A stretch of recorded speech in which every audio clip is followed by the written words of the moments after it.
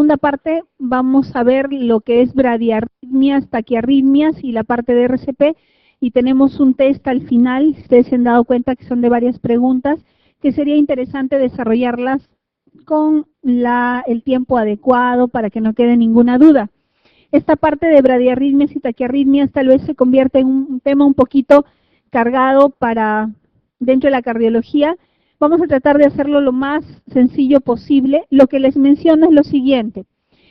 En cada diapositiva está subrayado, está con rojo, está resaltado, se le ha hecho un cuadrito o algo.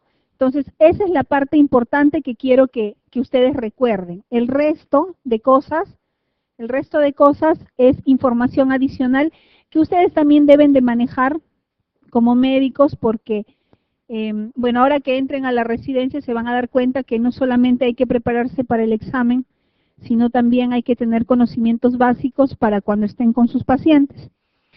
Y esta parte nos sirve mucho porque la mayoría de ustedes va a estar en algún momento en su etapa como residentes siendo parte de un grupo en la emergencia, en alguna guardia, y van a ver estos casos.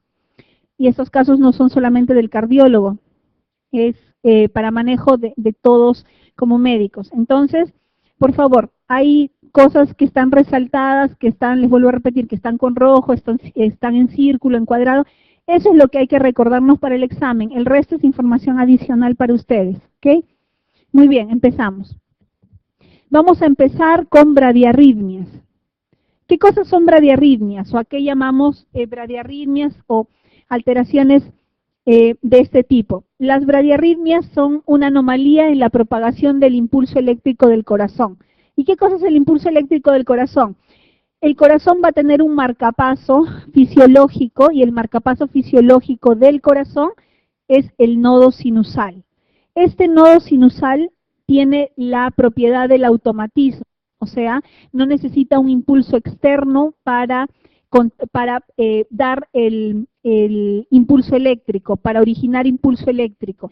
Este nodo sinusal va a dar impulso eléctrico y va a emitir ese impulso eléctrico a través de las aurículas. Esto va a llegar por haces de conducción al nodo aurículo-ventricular, que es el segundo marcapaso del corazón.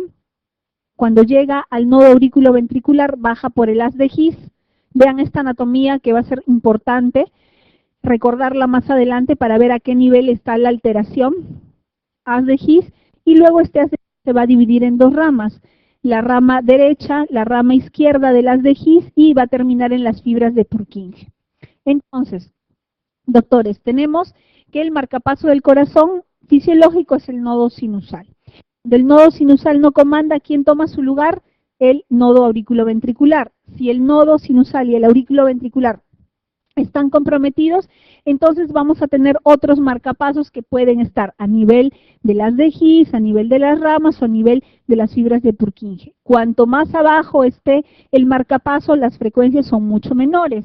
En el nodo sinusal la frecuencia normal es de 60 a 100, en el nodo AB de 40 a 60, si lo tenemos en haz de His o en ramas vamos a tener de 20 a 40, inclusive en Purkinje menos de 20 las frecuencias. Entonces, dependiendo de dónde esté, vamos a tener frecuencias cardíacas diferentes. ¿Qué pasa con el nodo sinusal y el nodo auriculoventricular en su relación con el sistema parasimpático? El sistema parasimpático va a disminuir el automatismo del nodo sinusal y enlentece la conducción a nivel nodal. Y el simpático, por otro lado, hace el efecto contrario. Veamos entonces cómo clasificamos las bradiarritmias. Las bradiarritmias vamos a clasificarlas en dos grupos. El primer grupo, que es disfunción del nodo sinusal e hipersensibilidad del seno carotidio, y el segundo grupo, que son los bloqueos auriculoventriculares. Entonces, tenemos en el primer grupo disfunción del nodo sinusal, hipersensibilidad del seno carotidio, que es lo primero que vamos a tratar, y en el segundo grupo los bloqueos auriculoventriculares. Dentro de los bloqueos auriculoventriculares tenemos el BAV de primer grado, el de segundo grado, que a su vez se divide en MOVITS 1 y MOVITS 2, y el bloqueo AB de tercer grado. Bien, empezamos. En la disfunción del nodo sinusal, vamos a tener la patología que se llama síndrome del nodo enfermo. El síndrome del nodo enfermo, ¿qué es lo que me va a dar? Lo siguiente. Las frecuencias cardíacas normales oscilan entre 50 a 100 latidos por minuto. Si yo tengo frecuencias menores de 50, yo voy a hablar de una bradicardia. Hay bradicardias que son patológicas y hay bradicardias que son fisiológicas. Acá tenemos el primer grupo de bradicardias fisiológicas. Las bradicardias fisiológicas, ¿en quiénes se dan? En atletas entrenados, no en aquellos que hacen deportes de fin de semana, sino en aquellos que hacen deportes de alta competitividad y que entrenan todos los días. ¿Ya? Ellos son atletas entrenados y pueden tener frecuencias entre 40 y 50 y no tienen ningún síntoma. Eso es parte de un proceso de compensación del organismo, bradicardia fisiológica. En estados del sueño, ustedes cuando duermen las frecuencias cardíacas disminuyen. Por eso es que uno cuando hace un holter en un paciente tiene que ver, este paciente está en vigilia o en sueño. Si está en sueño y encuentra una bradicardia, entonces es fisiológica. Habitantes de grandes alturas, eso hay que tener en cuenta en un país como el nuestro, porque les pueden hacer pregunta y es propio de nuestra realidad. Los pacientes que vienen de alturas por sobre los 3.500 metros sobre el nivel del mar van a tener frecuencias cardíacas entre 40 y 45 y son totalmente asintomáticos, perdón. Entonces, los pacientes que vienen de altura, no se asusten, o sea, no van a encontrar una bradicardia de 40 y van a decir, ese paciente marca paso. No, hay que ver ese paciente de dónde viene, si tiene síntomas o no tiene síntomas. Los ancianos, con el paso del tiempo, tienden a hacer también disminución de frecuencias cardíacas. Esas son las bradicardias fisiológicas. Veamos cómo es una bradicardia sinusal en el electrocardiograma. Entonces, veamos aquí. La bradicardia sinusal, ¿qué cosa es? Vamos a tener un electrocardiograma con una ondita P, tenemos un QRS, una onda T, todo es normal. ¿Cuál es la única diferencia? Que la frecuencia es menor de 50. No hay ninguna otra alteración en una bradicardia sinusal. Una bradicardia sinusal tiene todas las características morfológicas de un EKG normal, la única diferencia es que la frecuencia cardíaca es menos de 50. La única diferencia.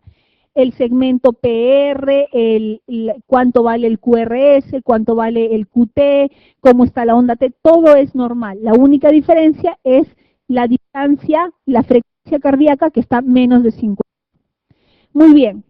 Ahora, ¿en qué casos la bradicardia sinusal es patológica? ¿En qué casos es patológica?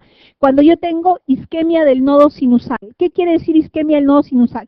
Por ejemplo, yo he tenido un infarto que ha comprometido a la coronaria derecha y la coronaria derecha es la que me da la arteria del nodo sinusal. Entonces, si yo tengo un infarto de cara inferior, que las de cara inferior son de coronaria derecha, y yo tengo una isquemia del nodo porque mi arteria del nodo está con una irrigación deficiente por el infarto, entonces yo voy a tener que, voy a presentar una bradicardia sinusal por una isquemia del nodo sinusal como causa patológica. Otra, enfermedades infiltrativas del miocardio. Enfermedades sistémicas tipo ictericia obstructiva, hipotiroidismo, hepatopatías, hipotermia. Todos estos me pueden ocasionar bradicardias de tipo sinusal patológicas. La hipervagotonía, el síncope vasovagal, algunos fármacos como los beta bloqueadores, los calcio antagonistas tipo verapamilo diltiazem o algunos antiarrítmicos tipo miodarona también me pueden dar bradicardias sinusales patológicas. En la bradicardia sinusal, entonces, ¿yo qué cosa es lo que tengo que hacer? Vean aquí, antes de mencionarles lo que les iba a decir. En las causas de disfunción del nodo sinusal vamos a tener causas extrínsecas y causas intrínsecas. En las causas extrínsecas, todos los fármacos que les estaba mencionando, aquí hay muchos fármacos, los beta bloqueadores, antagonistas de canales de calcio, dentro de ellos no es verapamilo diltiazem, los glucósidos cardíacos tipo digoxina, algunos antiarrítmicos, etcétera. En causas intrínsecas, fibrosis, isquemia debido a infarto, enfermedades infecciosas, como endocarditis, como Chagas, enfermedades inflamatorias tipo miocarditis que pueden ser virales, otras enfermedades infiltrativas tipo amiloidosis, enfermedades de depósito de glucógeno, etcétera. Entonces, todas esas son causas probables de disfunción del nodo sinusal. ¿Qué hago cuando yo tengo bradicardia sinusal? Tengo que evaluar la clínica primero de mi paciente. Si son asintomáticos, generalmente con bradicardias leves, no hay nada que hacer, lo observo a mi paciente y corrijo la causa de base. Si es fisiológico, obviamente no se hace nada. Si fuera patológico, ya ustedes han visto las etiologías, si es fármaco, retiro el fármaco. Si fuera el caso de que no es fármaco y que es una entidad tipo ictericia, hepatopatía, etcétera, corrijo la causa subyacente y se va a corregir la bradicardia sinusal. Ahora, si mi paciente tuviera presíncope o síncope, es en casos de bradicardias extremas. Entonces, ahí hay que ver la posibilidad de colocación de marcapaso, si es que lo requiriera. Hay un síndrome que puede presentar el paciente, que es el síndrome taquicardia-bradicardia, el síndrome taquibradi. ¿Qué cosa es esto? Que hay algunos pacientes que me van a hacer bradicardias con taquicardias asociadas, o sea, periodos de taquicardia muy marcada, y luego de la taquicardia hacen pausas muy largas, mayores de 3 segundos. Cuando ya las pausas son mayores de 3 segundos, entonces esas pausas me van a dar síncope.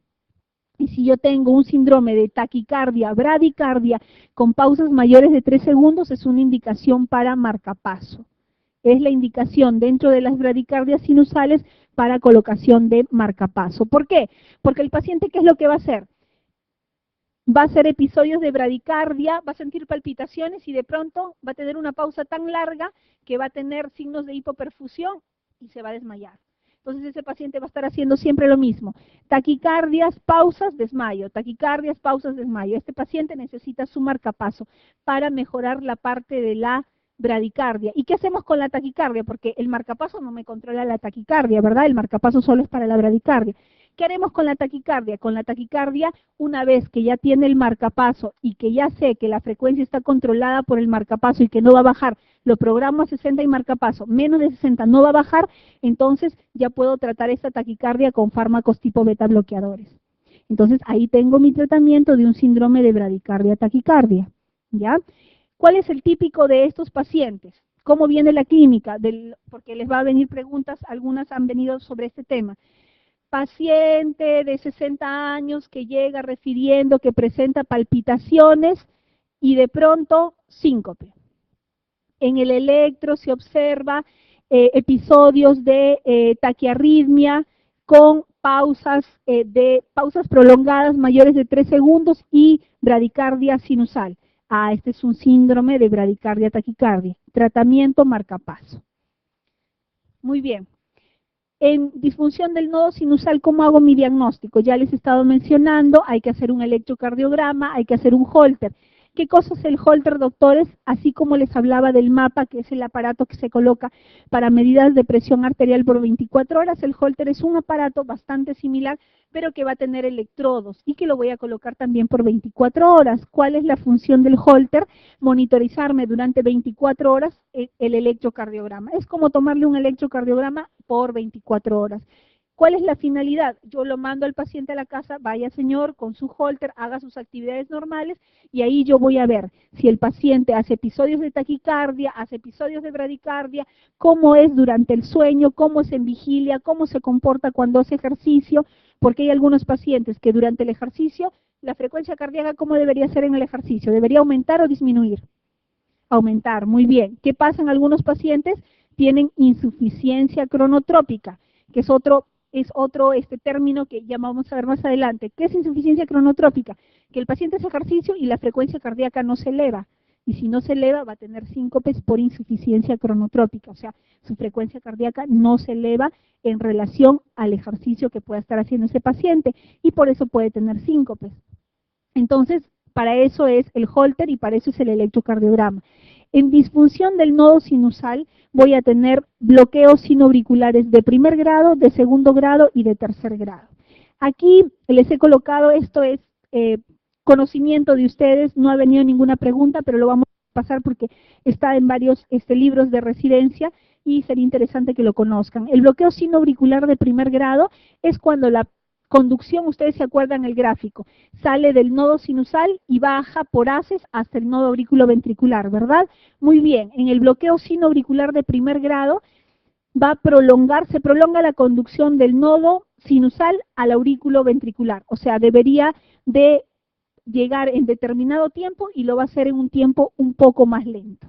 Entonces, ese es el bloqueo sinoauricular de primer grado, una conducción prolongada del nodo sinusal al nodo auriculoventricular. Entonces, el EKG es normal, no hay ninguna alteración en el EKG. ¿Qué pasa en el bloqueo sinoauricular de segundo grado? En el bloqueo sinoauricular de segundo grado hay una conducción intermitente. ¿Qué quiere decir? Que por ratos voy a ver ondas P y por ratos no voy a ver ondas P. Esa es la diferencia, ausencia intermitente de ondas P. Y en el bloqueo sinoauricular de tercer grado no hay ninguna conducción del nodo sinusal al aurículo ventricular, entonces vamos a tener ritmo de escape. Si el nodo sinusal no comanda, ¿qué ocurre? ¿Quién toma las riendas de la conducción eléctrica del corazón? El nodo AB. Y si no pudiera el nodo AB, los marcapasos inferiores, a nivel del GIS, a nivel de las ramas, a nivel de las de Purkinje. Entonces, esa es la clasificación de los bloqueos sinoauriculares primer, segundo y tercer grado. Muy bien, en el tratamiento de la disfunción del nodo sinusal, ¿cómo lo trato? En los asintomáticos, como los fisiológicos, lo observo. En aquellos que tienen alguna etiopatogenia, una causa patológica subyacente, trato la causa patológica subyacente y se corrige la bradicardia sinusal.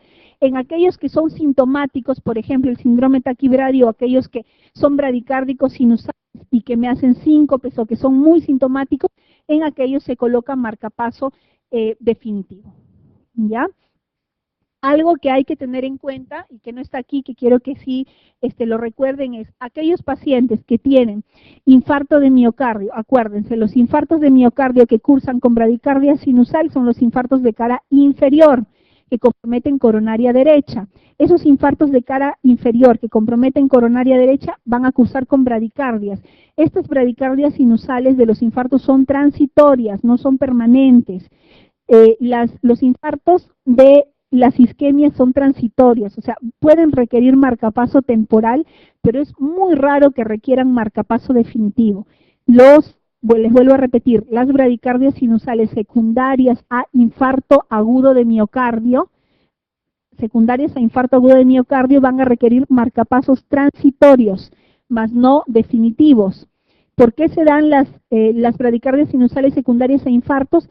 Son principalmente secundarios a infartos de cara inferior que comprometen coronaria derecha, porque la coronaria derecha tiene una rama que es la rama del nodo sinusal. Entonces, por eso se compromete. ¿Cómo trato a estos pacientes, a las bradicardias sinusales? Con atropina. La atropina me mejora la frecuencia cardíaca. Atropina. Muy bien. Síndrome de hipersensibilidad del seno carotidio. ¿Esto qué cosa es? Incremento de la actividad vagal. ¿Qué es lo que me va a ocasionar? Bradicardia e hipotensión. ¿Qué es lo que va a ocurrir? Cuando hago maniobras de compresión a nivel del seno carotidio, voy a tener dos efectos. Puede ser una respuesta cardioinhibitoria o vasodepresora. ¿Qué quiere decir cardioinhibitoria? Que va a bajar la frecuencia cardíaca y me va a hacer pausas mayores de 3 segundos. En estos pacientes que al hacer compresión del seno carotidio me baja la frecuencia cardíaca y me hace pausas mayores de 3 segundos, la indicación es colocación de marcapaso definitivo. Los que tienen respuesta cardioinhibitoria. En los que tienen respuesta vasodepresora, ¿qué quiere decir? Se hace compresión del seno carotidio y en ellos no baja la frecuencia cardíaca. Lo que disminuye es la presión arterial sistólica. ¿Cuál es el criterio? Disminución de presión arterial sistólica mayor de 30 milímetros de mercurio. En ellos no se coloca marcapaso. Se dan medidas generales como aumentar la hipervolemia, no estar mucho tiempo de pie, tratar de hacer movimientos en miembros inferiores para mejorar el retorno venoso. Ese es el tratamiento. Muy bien, entonces aquí tenemos las recomendaciones que se dan para el tratamiento de disfunción del nodo sinusal. La disfunción del nodo sinusal va a depender, si es sintomática, colocación de marcapaso. Si no fuera sintomática, entonces solamente es observación. Los síncopes con disfunción del nodo sinusal siempre deberían de ir a un estudio electrofisiológico, dice aquí. El estudio electrofisiológico, ¿qué cosa es? Es un estudio donde se estimula diversas áreas del corazón y se ve cuál es la causa o a qué nivel está la alteración, a qué nivel, si es propia del nodo, si es circundante al nodo, bueno, son estudios que se hacen. Lo importante que hay que recordar aquí, ¿qué cosa es? Que los pacientes con disfunción del nodo sinusal sintomáticos tienen que ir a marcapaso. Muy bien, pasamos a los bloqueos auriculoventriculares. ¿Qué cosas son los bloqueos auriculoventriculares? Es un retraso o interrupción de la conducción entre las aurículas y los ventrículos. Y vamos a tenerlo a varios niveles. Entonces, aquí recordamos, nodo sinusal, tenemos las vías interauriculares que van a comunicar nodo sinusal con nodo AB, tenemos el haz de His, tenemos las ramas del haz de His derecha e izquierda y tenemos las fibras de Purkinje. Veamos qué cosas son los bloqueos auriculoventriculares. El sitio de patología va a estar en la unión auriculoventricular, puede estar en el haz de His o proximal a sus ramas. Cuando hablamos de un bloqueo supragisiano o infragisiano, ¿por qué es importante dividir? Porque los bloqueos supragisianos me van a responder a tratamientos farmacológicos con atropina, más no los infragisianos. Los infragisianos, así le ponga cantidades industriales de atropina, no me van a responder, no van a incrementar la frecuencia cardíaca. En los infragisianos pueden tener cierta respuesta a orsiprenalina, a isoprenalina, pero lo que es importante que quiero que recuerden es que en los supragisianos hay respuesta a atropina. En los infragisianos no hay respuesta a atropina. Veamos qué cosa es supragisiano. Supragisiano es si está ubicado en el nodo auriculoventricular, en el mismo nodo. Si está ubicado en el haz de His. ¿Cuál es la característica en el electrocardiograma del supragisiano? Que el QRS va a ser estrecho. ¿Cuánto vale el QRS, doctores? ¿Cuál es el valor normal del QRS? ¿De cuánto a cuánto? De 0.08 a 0.12, ¿no es cierto? Entonces, si yo tengo un QRS estrecho, ¿qué quiere decir? Que mi QRS va a estar hasta 0.12. Eso quiere decir que es supragisiano. Por el electrocardiograma yo lo puedo reconocer. Responde a atropina, tiene buen pronóstico y generalmente está producido por fármacos que enlentecen la conducción a nivel del nodo. Beta bloqueadores a la cabeza. Muy bien, ¿qué pasa en el infragisiano? El infragisiano está ubicado en las ramas de las de His, o sea, en la rama derecha, en la rama izquierda, en la red de Purkinje. ¿Qué voy a tener como característica en el electrocardiograma? Que tenga un QRS ancho, o sea, mayor de 0.12 o 120 milisegundos. No responde a atropina, está producida por necrosis, también por algunos fármacos o degenerativo. En este caso tiene pronóstico malo, ¿por qué? Porque los infragisianos tienen probabilidad de que este daño pueda ocasionar alteraciones también relacionadas a arritmias ventriculares tipo fibrilación ventricular o taquicardia ventricular. Por lo tanto, el pronóstico se complica en estos pacientes. Como les digo, la primera causa de los bloqueos AB infragisianos son los producidos por necrosis. Cuando hay necrosis, la posibilidad de hacer arritmias ventriculares es muy alta. Entonces, el disturbio de la conducción puede ser temporal o puede ser permanente, cualquiera de los dos.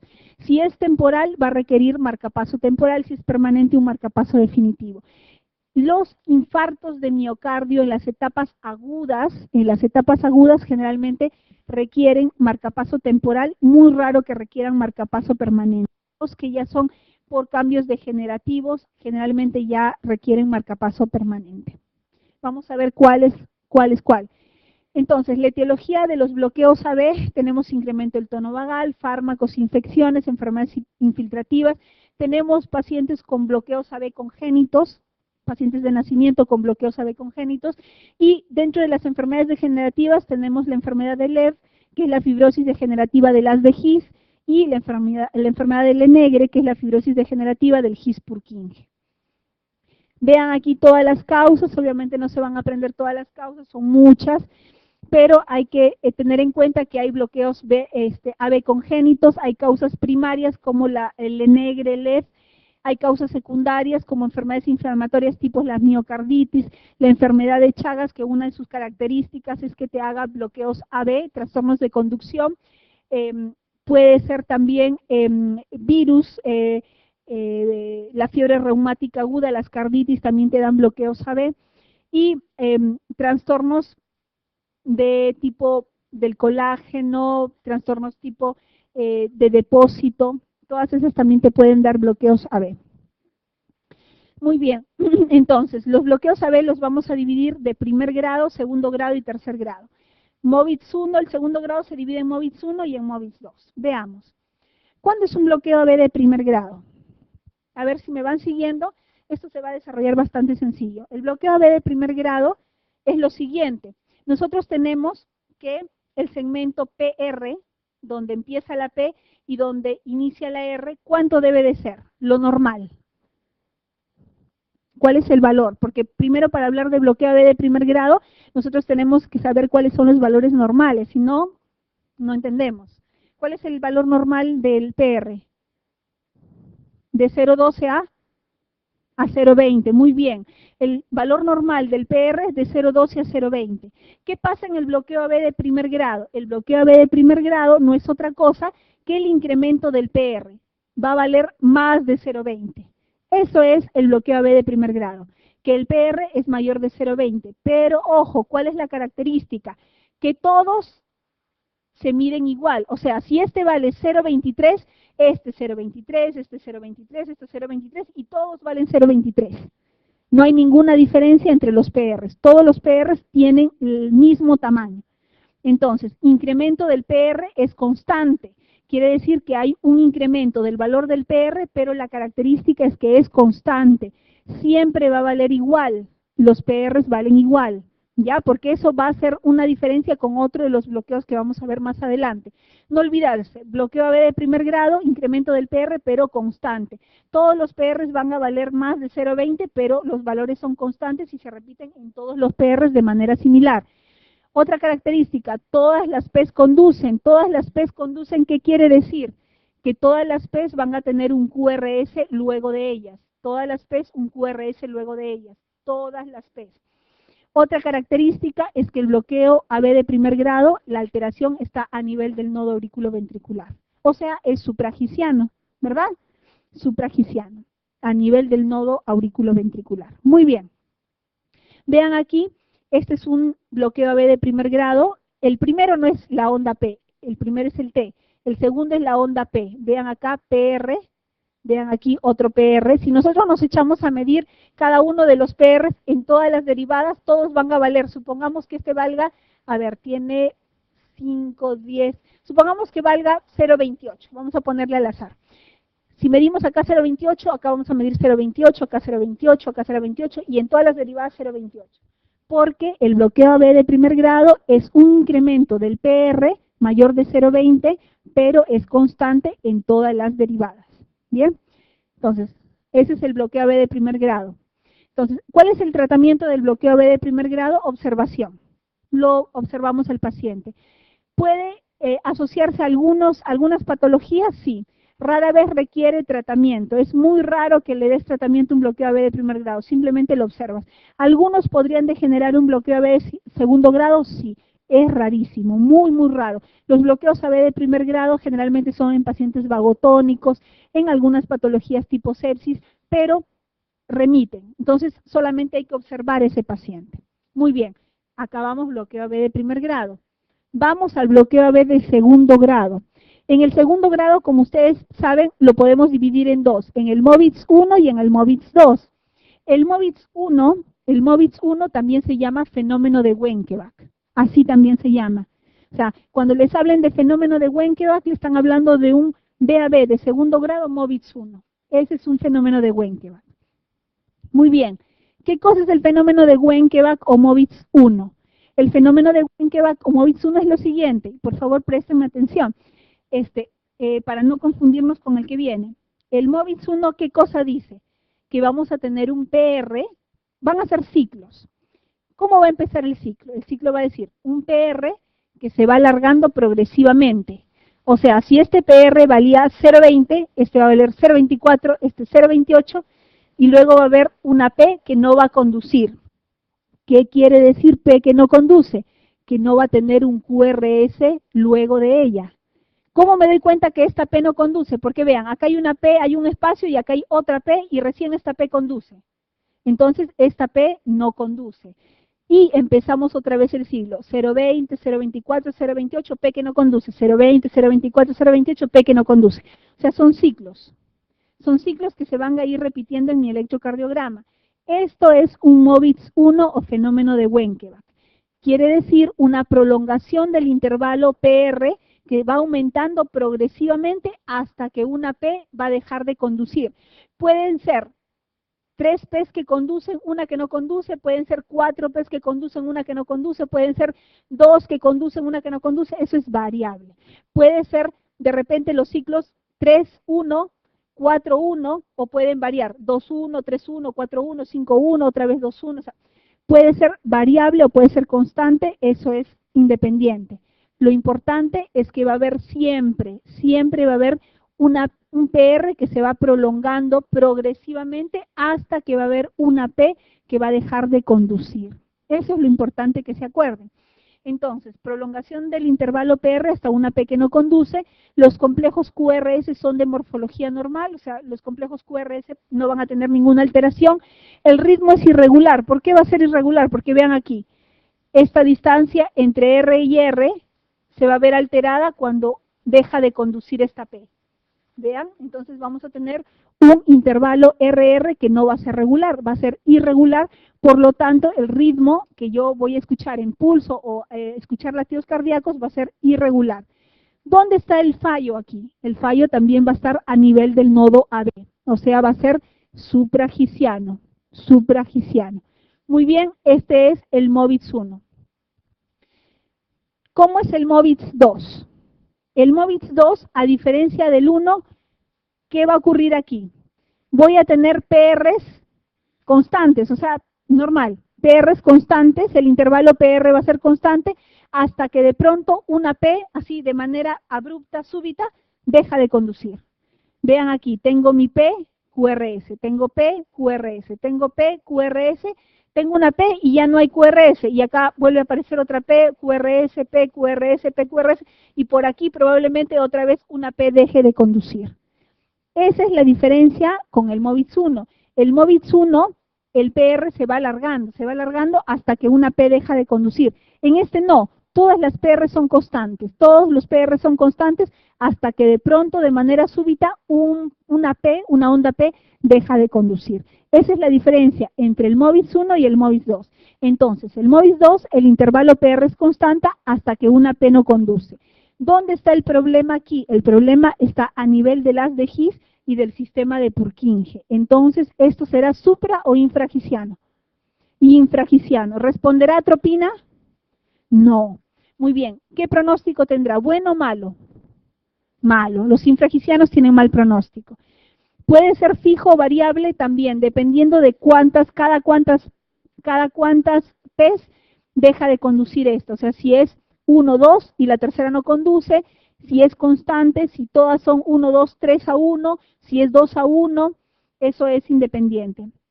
Cuando yo llamo un BAB de segundo grado avanzado o de alto grado, porque también les va a venir esta denominación, BAB de alto grado. Entonces, ¿qué es un BAB de alto grado? Es cuando yo voy a tener 2 o más P's bloqueadas consecutivamente. O sea, por ejemplo, yo tengo acá PR constante, y de pronto esta P se bloquea, y luego aparece otra P también bloqueada, y luego otra vez empieza el ciclo. Entonces, cuando hay 2 o más P's que son bloqueadas consecutivamente, ahí yo le llamo BAB avanzado o de alto grado. Esa es la denominación. Si tengo una P normal que es bloqueada, es simplemente un MOVITS 2, pero si yo tengo 2 o más P's consecutivas, seguidas, bloqueadas, entonces yo lo llamo un BAB de segundo grado avanzado o un BAB de alto grado. Los BABs avanzados o de alto grado, igual que los MOVITS 2, tienen indicación de colocación de marcapaso. Todos los infragicianos tienen indicación de colocación de marcapaso. Definitivo. Entonces, el tratamiento en los BABs de segundo grado, si es MOVITS 1, buen pronóstico, supragiciano, no requiere tratamiento, solamente lo observo. En los BABs de segundo grado, MOVITS 2, generalmente estos MOVITS 2 van a evolucionar a un bloqueo AB completo, por lo tanto requiere marcapaso definitivo. Estos son infragicianos, tienen mal pronóstico, van a marcapaso definitivo. Muy bien, ¿qué cosa es el bloqueo AB de tercer grado? Los bloqueos AB de tercer grado es cuando yo voy a tener si tengo acá mi aurícula y tengo mi ventrículo, cuál es el paso o la puerta que permite que pase el estímulo eléctrico, el nodo AB. Pero ¿qué pasa si mi nodo AB está completamente bloqueado?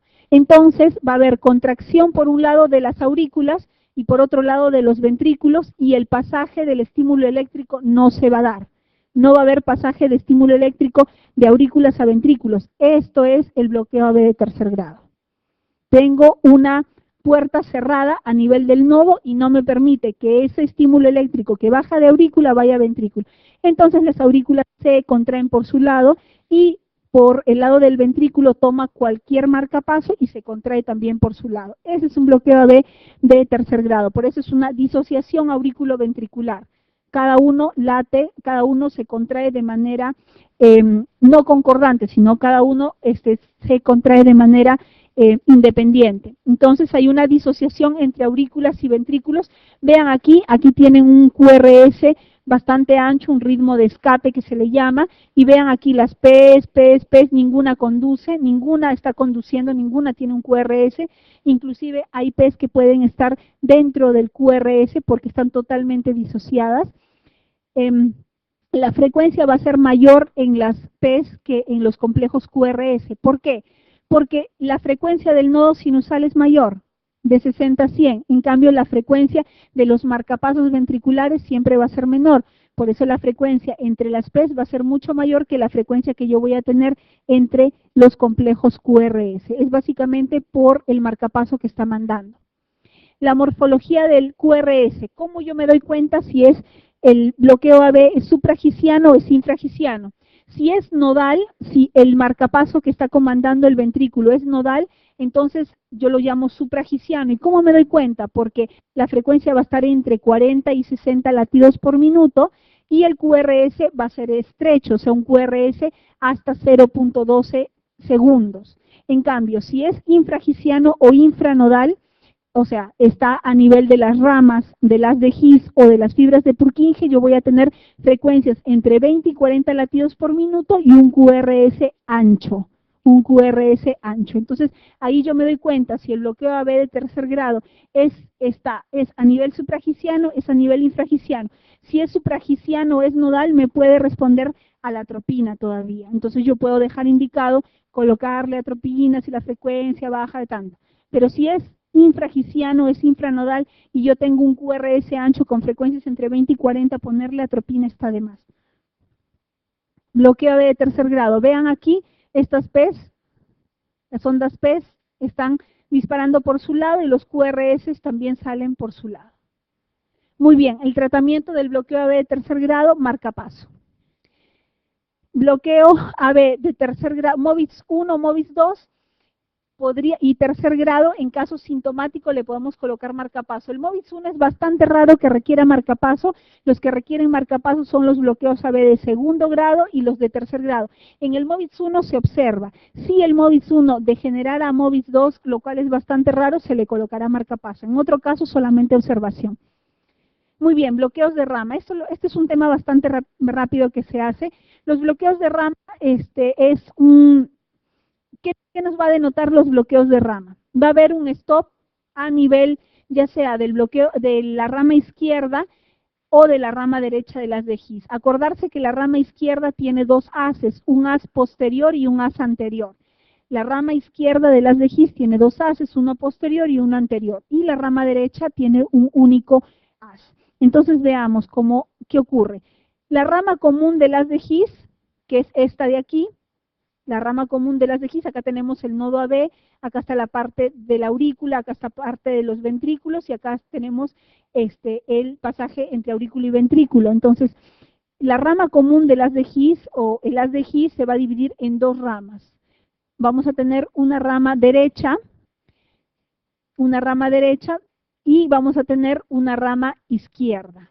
La rama derecha la verde, la izquierda la roja. Y la izquierda, acordarse que tiene dos ramas, la rama posterior y la rama anterior. ¿Qué va a ocurrir?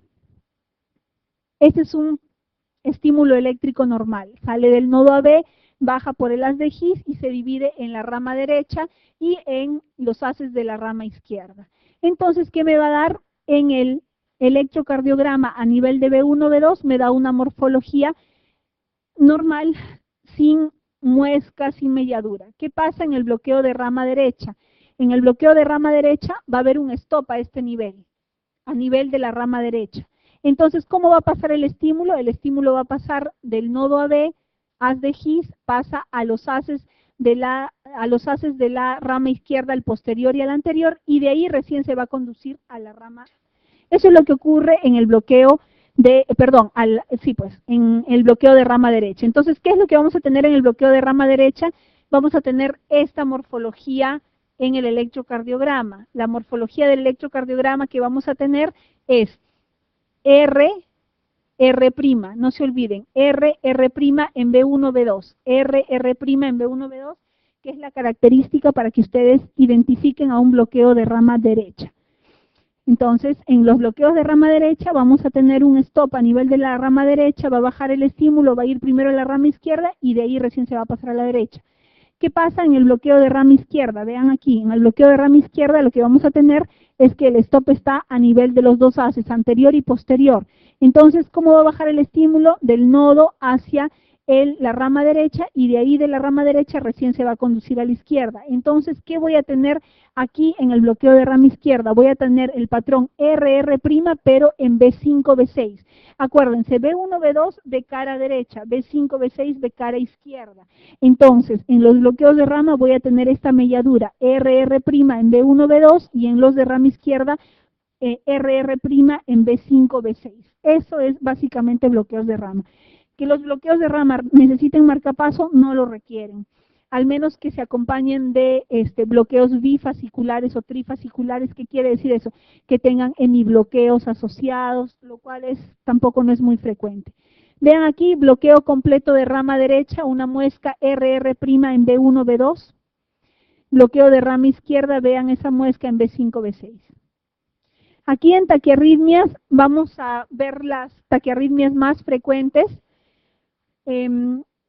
La parte de taquiarritmias es un poquito compleja y a veces entenderlo.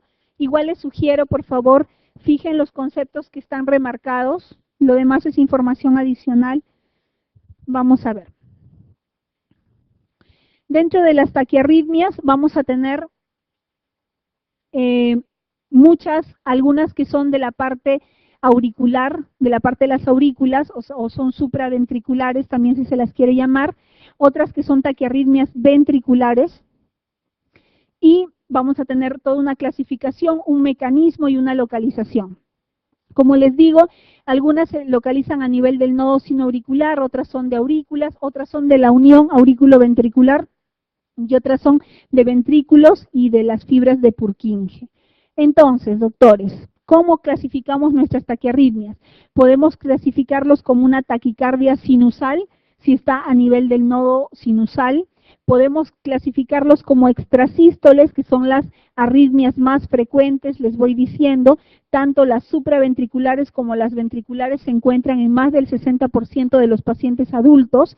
Las extrasístoles son las arritmias más frecuentes, más del 60% de hallazgos de extrasístoles supra y ventriculares en los pacientes adultos. Tenemos las taquicardias supraventriculares, que vamos a tener las famosas TPCV, las taquicardias paroxísticas supraventriculares. Tenemos las taquicardias atriales multifocales, tenemos el flúter auricular, tenemos la fibrilación auricular, y luego vamos a tener las taquicardias ventriculares, las TVs. Las taquicardias ventriculares pueden ser taquicardias ventriculares monomórficas, las torcidas de puntas, o taquicardias ventriculares helicoidales, también llamadas torcida de puntas. Tenemos también la fibrilación ventricular. Entonces, cada una de ellas, las más importantes de este cuadro, vamos a desarrollarlas. Muy bien, empezaremos con las taquicardias sinusales. ¿Qué cosas son las taquicardias sinusales? Las taquicardias sinusales es cuando yo tengo mi ritmo sinusal, pero que está incrementado, igual que en la bradicardia sinusal. ¿Qué tenía en la bradicardia sinusal? Que mi frecuencia era menos de 50, pero todo el electrocardiograma era totalmente normal. Tenía mi onda P, QRS, todo normal, excepto que la frecuencia era menor a la normal. Bien, en la taquicardia sinusal ocurre lo mismo. Tengo un ritmo sinusal, que es el ritmo normal del corazón, pero la frecuencia cardíaca va a estar más de 100 latidos por minuto. Esa es la diferencia. Muy bien, en la taquicardia sinusal, ¿por qué se puede originar? Puede ser reactiva, o sea, puede ser dada por estrés, por fiebre, por hipovolemia, ansiedad, ejercicio, por falla cardíaca, tirotoxicosis. El tratamiento es según la causa, o sea, aquí en la taquicardia sinusal yo no le voy a poner un fármaco para disminuirle la frecuencia. Lo que tengo que hacer es tratar la causa de fondo. Eso es lo que tengo que hacer, tratar la causa de fondo en la taquicardia sinusal. Entonces vean aquí un electro de taquicardia sinusal, yo tengo onda P, tengo QRS, tengo onda T, todo solo que la frecuencia está incrementada. Tratamiento, manejo de la causa subyacente en la taquicardia sinusal. Muy bien, ¿cuál es la otra taquicardia frecuente que voy a encontrar? La fibrilación auricular.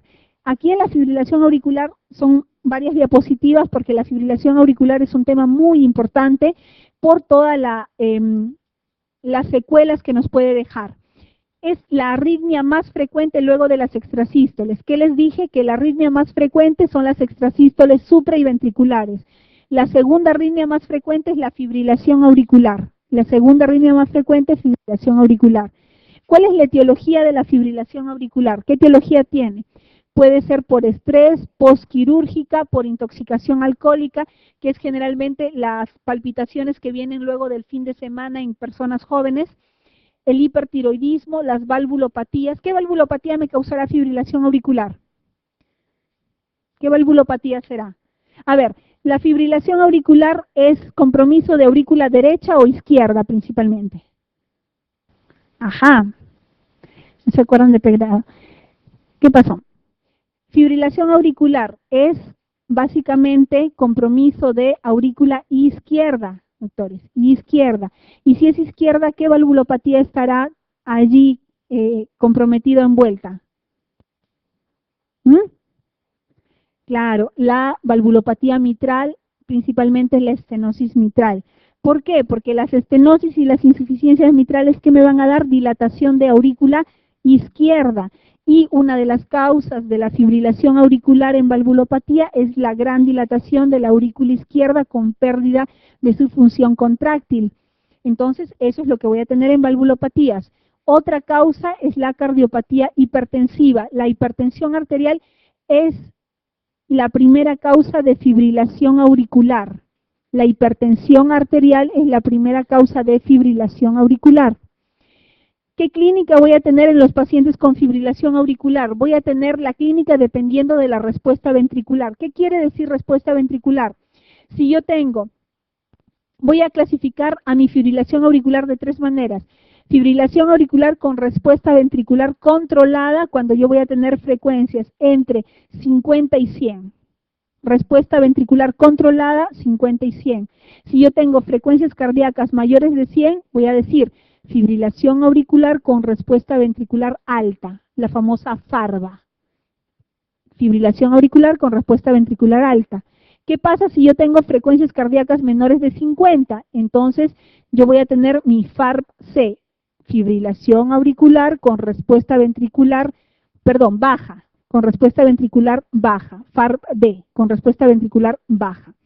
Entonces, esto es lo que voy a tener, la clínica va a depender de eso. Si yo tengo fibrilación auricular con respuesta ventricular alta, voy a tener una clínica de gran palpitación, inclusive puedo tener falla cardíaca o congestión por la gran palpitación, la congestión que va a ocasionar esta FARVA.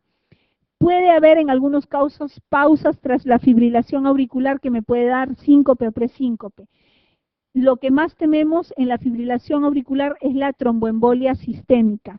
La fibrilación auricular es la primera causa de tromboembolismo de origen cardíaco, dando lugar a ictus, que es lo más común con lo que eso conlleva, ¿no? Un paciente que ya me haga embolismo sistémico o ictus, un ACV isquémico cardioembólico, va a quedar con secuelas y la calidad de vida va a desmejorar mucho en este paciente.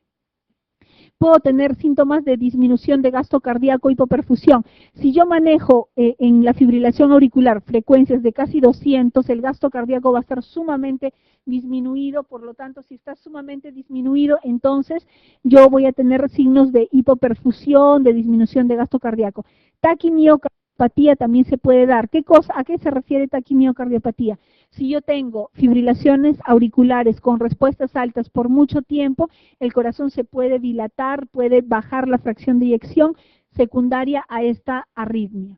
En el examen físico yo voy a tener un pulso irregular, ausencia de ondas A en la yugular. Acuérdense que las ondas A en el pulso venoso yugular están relacionadas a la contracción auricular. En la fibrilación auricular no hay contracción auricular, por lo tanto hay ausencia de ondas A, que ha sido pregunta de residencia, hay que acordarse. Intensidad variable del primer ruido también puede encontrar en el examen físico. Muy bien, acá tenemos fibrilación auricular. Vean aquí, este es un electrocardiograma con ondas P normales, ondas P, QRS, onda P, QRS, onda P, QRS, y vean, y todas son regulares, ¿no? La distancia entre R y R es regular, pero vean qué ocurre acá, en la parte superior. Vean aquí, voy a tener estas ondas muy finitas, que son las ondas F minúscula de fibrilación auricular, con un RR que es irregular. La distancia entre R y R es irregular, característica de la fibrilación auricular. Muy bien. Aquí voy a tener una fibrilación auricular con respuesta ventricular alta. Vean aquí, aquí también vamos a tener la distancia entre RR y es irregular. Aquí las ondas F de fibrilación se hacen aún menos evidentes por la taquiarritmia que tengo. Esta es una FARVA, fibrilación auricular con respuesta ventricular alta. Otra característica de la fibrilación auricular, que acá no se ve muy marcado, acá se ve un poquito más, es la alternancia eléctrica. ¿Qué quiere decir alternancia eléctrica? Que el voltaje de los QRS es diferente. Vean aquí, todos los QRS tienen una altura determinada. Vean acá, este QRS está más pequeño, este un poco más grande, este menos, cada uno tiene diferente tamaño. A eso se le llama alternancia eléctrica. Entonces, es otra característica de la fibrilación auricular. Muy bien, ¿cuáles son los factores predisponentes? Esto es un cuadro de la guía 2010 de manejo de fibrilación auricular. ¿Cuáles son los factores predisponentes? La primera causa, como les decía, es hipertensión arterial. Causa de fibrilación auricular, hipertensión arterial. Luego tenemos enfermedades cardiovasculares, cardiomiopatías, defectos congénitos, enfermedad coronaria, disfunción tiroidea, obesidad, diabetes, EPOC, las enfermedades renales crónicas, pero la cabeza siempre hipertensión arterial. Muy bien, ¿qué hay que hacer en la fibrilación auricular? La fibrilación auricular, ¿cómo la vamos a clasificar? La podemos clasificar como paroxística si tiene menos de 48 horas de iniciada. Primer episodio, menos de 48 horas, entonces es una FA paroxística. Si tiene más de 7 días, se llama persistente. Si tiene más de un año, se llama persistente de larga duración. Y si este paciente ya se queda definitivamente en fibrilación auricular, y así lo aceptó el paciente y lo aceptó el médico, se llama FA permanente. Entonces tenemos paroxística, que es lo que hay que acordarse, que les preguntan ustedes, menos de 48 horas de inicio. La persistente más de 7 días, la de larga duración más de un año, y la permanente cuando es aceptada por el médico y por el paciente y ya no se va a intentar revertirlo a sinusal, se queda en FA. Muy bien, en la fibrilación auricular yo tengo que evaluar el riesgo de embolismo. ¿Por qué? Porque ahí es donde ustedes tienen que actuar. O lo antiagrego, o sea, le doy aspirina, o lo anticoagulo y le doy warfarina, o no le doy nada al paciente. En todos los pacientes con fibrilación auricular, además de controlar la frecuencia cardíaca, que lo hago con betabloqueadores o con otros fármacos antiarrítmicos, hay que dar tratamiento para disminuir el riesgo de embolia, que es lo que más daño le va a hacer al paciente. Entonces, para yo decidir si le doy aspirina, o sea, antiagregación, o le doy warfarina, o sea, anticoagulación, o no le doy nada a mi paciente, yo tengo una escala, que es una escala que les preguntan ya, la escala CHAS-BASC. La escala CHAS-BASC, ¿qué cosa me dice? Me habla de estos factores de riesgo y me da un score. Entonces, CHAS-BASC, ¿qué me dice? ¿El paciente tiene falla cardíaca, tiene insuficiencia cardíaca o tiene disfunción del ventrículo izquierdo? Sí, 1 punto. ¿Es hipertenso? Otro punto. ¿Tiene más de 75 años? 2 puntos. ¿Es diabético? 1 punto. ¿Ha tenido antecedente de tromboembolismo? ¿Ha tenido antecedente de TIA o de stroke previo? 1 punto, 2 puntos más. ¿Tiene enfermedad vascular? Quiere decir enfermedad vascular periférica, ha tenido infarto de miocardio. 1 punto más. Si la edad no era mayor a 75, pero es entre 65 y 74, 1 punto más. Si es mujer, un punto más. Y nosotros hacemos un score. Si el score nos sale 0, o sea, un paciente con fibrilación auricular, que le hago esta escalita de Chas-Basque y no tiene ninguno de estos factores 0, entonces a este paciente no le doy ni aspirina ni warfarina. O sea, ni aspirina ni anticoagulación oral, nada. Solamente le manejo la frecuencia cardíaca. Listo. Pero si este paciente me sale 1, de todos estos factores de riesgo me sale 1, entonces yo puedo darle o aspirina o anticoagulación oral con warfarina. ¿Cuál se prefiere entre los dos? Siempre la warfarina. Es mucho mejor. Pero tengo la opción de darle cualquiera de los dos. ¿Y qué pasa si yo, por ejemplo, le encuentro 2 o más factores de riesgo, o sea, 2 o más puntos en esta escala de Chas-Basque? De todas maneras hay que anticoagular al paciente. Warfarina es la elección. ¿Por qué? Porque voy a disminuir el riesgo de embolismo. Eso es lo que hay que tener en cuenta, doctores, en fibrilación auricular. No solamente quedarnos contentos porque el paciente le di digoxina, por ejemplo, y ya su frecuencia está en 70, y yo estoy feliz. Ah, bien, está en 70, pero es hipertenso, diabético, tiene 80 años y encima ha tenido un stroke previo, y yo solamente le doy fármaco para controlar la frecuencia. No, en fibrilación auricular hay dos objetivos. Uno, control de frecuencia, y otro, disminuir el riesgo de embolismo. Importante eso a tener en cuenta. Muy bien. ¿Qué pasa cuando yo tengo una fibrilación auricular paroxística? Paroxística, o sea, menos de 48 horas. Yo lo que debo de hacer es evaluar a mi paciente. Si tiene menos de 48 horas, aquí en las taquiarritmias siempre se ve la estabilidad hemodinámica. ¿Qué quiere decir si hay estabilidad hemodinámica o si hay inestabilidad hemodinámica? Inestabilidad hemodinámica quiere decir hay trastorno de sensorio porque hay hipoperfusión, está oligúrico mi paciente, la presión está disminuida, el paciente está chocado. Entonces eso es lo que tengo que evaluar. Si tengo una fibrilación auricular menor de 48 horas, veo estabilidad hemodinámica. ¿Está inestable mi paciente hemodinámicamente?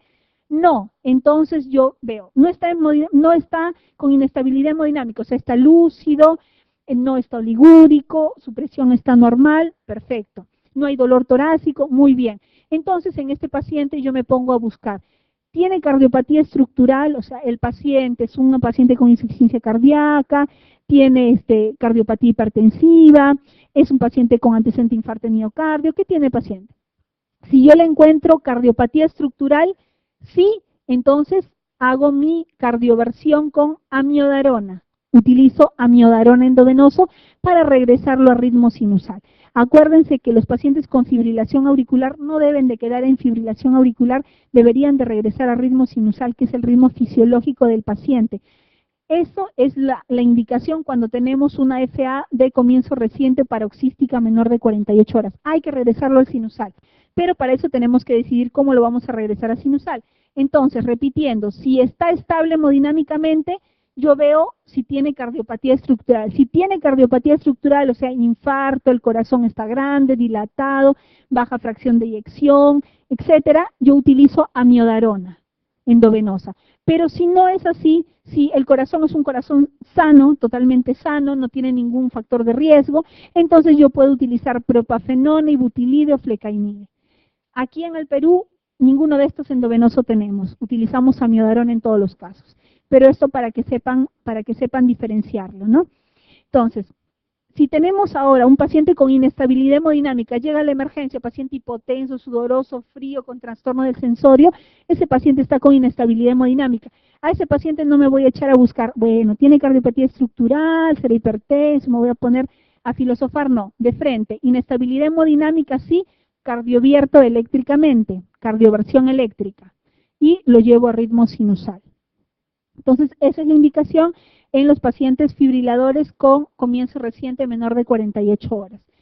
Este cuadro es un poco engorroso solo para decirles que cuando hago cardioversión eléctrica hay que tener mucho cuidado, porque si tengo fibrilación auricular y es un paciente que le quiero hacer cardioversión eléctrica, hay que hacer primero una ecocardiografía transesofágica. ¿Por qué?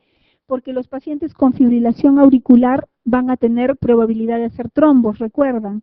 Entonces, si tienes trombos y tú haces una cardioversión eléctrica, vas a ocasionar una embolia.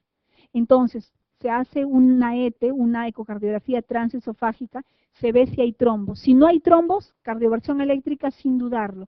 Pero si hay trombo, habría que primero anticoagular por 3 semanas, luego observar que el trombo haya disminuido, perdón, que el trombo ya no exista y recién hacerle la cardioversión eléctrica. Si no se puede, si no se da el caso, se podría tentar con cardioversión farmacológica. Pero solo hay que tener mucho cuidado cuando uno hace cardioversión eléctrica en un paciente por el riesgo de embolia si es que tuviera trombo asociado. ¿Por qué se hace ecocardiografía transesofágica? Porque los trombos se ubican en orejuela y en orejuela no se logra ver con una ecocardiografía transtorácica, la que es superficial no logra ver orejuela. En cambio, la ecocardiografía transesofágica ve perfectamente orejuela, que es el sitio donde más se alojan los trombos en fibrilación auricular. Muy bien, el control de la frecuencia cardíaca, entonces generalmente va a depender si yo tengo una enfermedad cardíaca previa o si la enfermedad cardíaca que tengo es mínima o no hay, o si es significativa, ¿no?